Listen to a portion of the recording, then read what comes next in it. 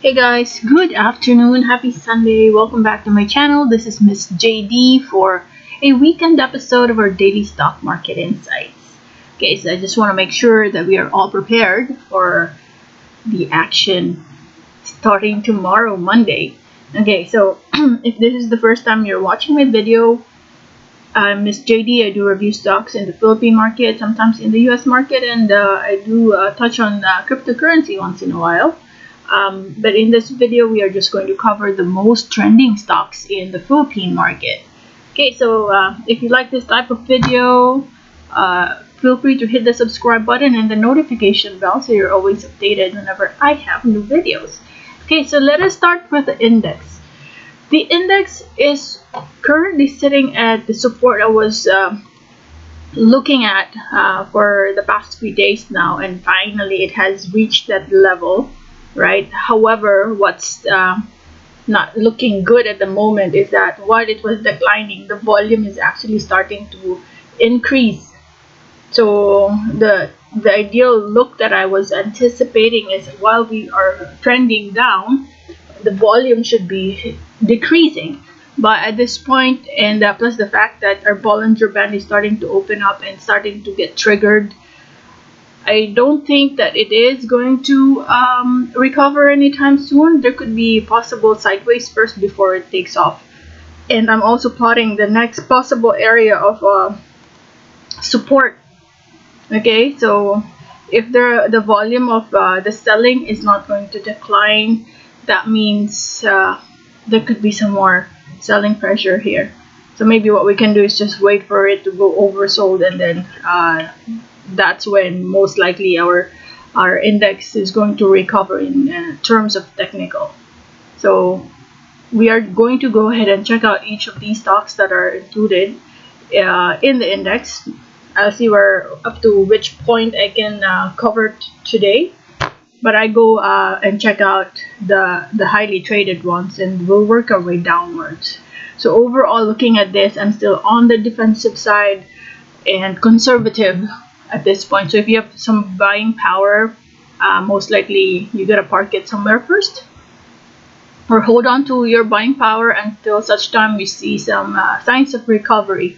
Okay, so let's go ahead and start with, of course, these are the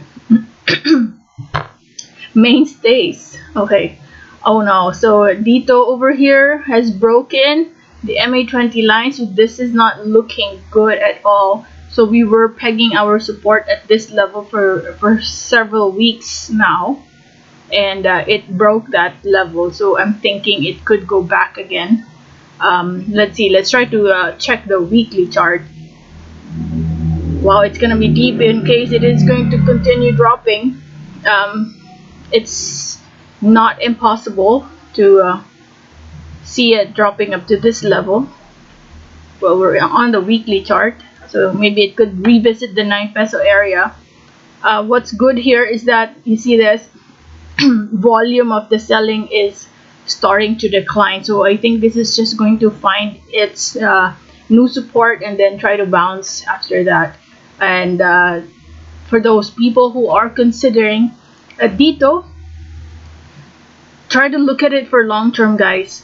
BDO is for long term now, because of course it has just launched its operations, and you know, they're still in the first few months of their operation, so most likely, you know, all expenditures are still ongoing, right? So if you're going to look at it long term, we'll see probably recovery or revenue paying off its debts and all the expenses incurred around the 4 or 5 years. Okay, so it's given. Now, if you would like to enter in this stock, I'd say yes. While it's already considered cheap, I'd say wait for the support area and wait for a stabilization and a confirmation right at that support. And I'm pegging it at around 9 peso at the moment, 9.16 at the moment. So still on the bearish side, hold on to your buying power, even though we're starting to see that diminishing volume as it goes down. And what you can do is probably take a look at, always monitor the news. And one behavior here for Dito is that when you see people from insider buying, uh, members of their board buying, officers buying, that's when you start buying too, because they feel that that area is already very cheap. So that's one thing we have observed in the past, and they were starting to sell. Then a few days after that, selling happened. So that's something we have learned. And next is our ACEN. ACEN also has declined, broke the MA20 line, so not looking good. Chances are we are still going to go back to its previous support levels, and might revisit that as well. 657 is the area I'm looking at. So let's try to observe and catch it at that area. Overall, of course, look at ACEN for long term as well. Dito, ACEN are two stocks, growth stocks that I see uh, flourishing in the coming years. Ali. Ali is, wow, there's this big volume here. So maybe that's a signal that we could, okay. So there's the interesting fact here is that when a price goes down and then all of a sudden there's a pickup in the volume, but this is the contrary, right? Price is moving downwards, but the volume is still high, increasing. In fact, that means selling pressure is still on. Okay, so what we're going to do here is just simply wait for it to stabilize, and then once we see stabilization, that's when we also consider entering. Okay, so this is the nearest support I'm looking at. We're already at the oversold, so probably the increase in the volume are for traders in institutions who are on the aggressive side, because normally it declines and then the volume picks up. Something like this, it declines and then there's an outlier or a sudden spike in the volume. But here, while we were declining, prices, the volume is actually moving higher and higher. That means the selling pressure is still not stopping. Okay, so that's the time you use your other indicators to help you in your analysis. At this point, this is already at the oversold, but your candlestick and your Bollinger Band is not supporting that insight. So we are still triggering the lower band. Okay, so that means there could be an area where it could still drop and stabilize.